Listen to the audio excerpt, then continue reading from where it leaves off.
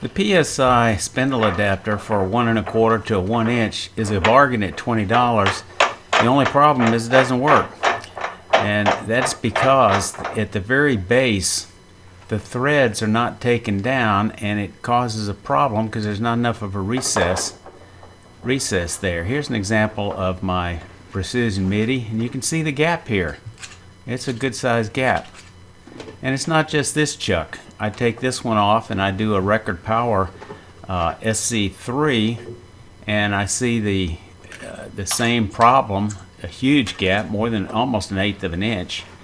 So here's the solution. I make sure I'm cutting at exactly at center, and I use this specially ground high-speed steel rod about 5/16 inch in diameter, where I can just get in there and cut off about, I would say 1.5 threads at the very base. And I've got to be very careful not to damage the face of that spindle where the chuck's going to register up against it.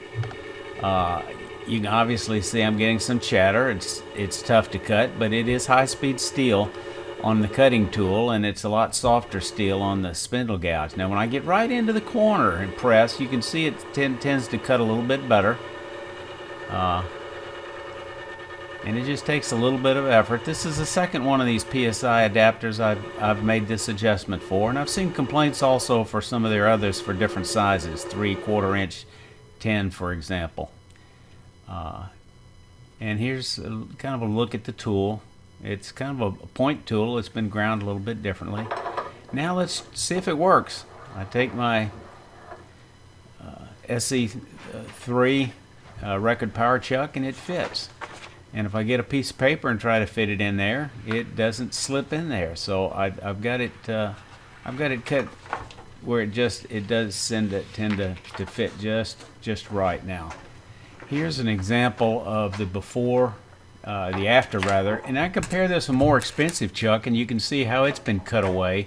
So the base of it is less diameter than the thread, but it was too long and it needed work more, and this was from Powermatic, and it was too long for some chucks. They bottomed out. Here's a picture of before and after. The before on the left. On the right, you can see I didn't have to take it down, but just really a few microns, thousandths of an inch. Thanks for watching.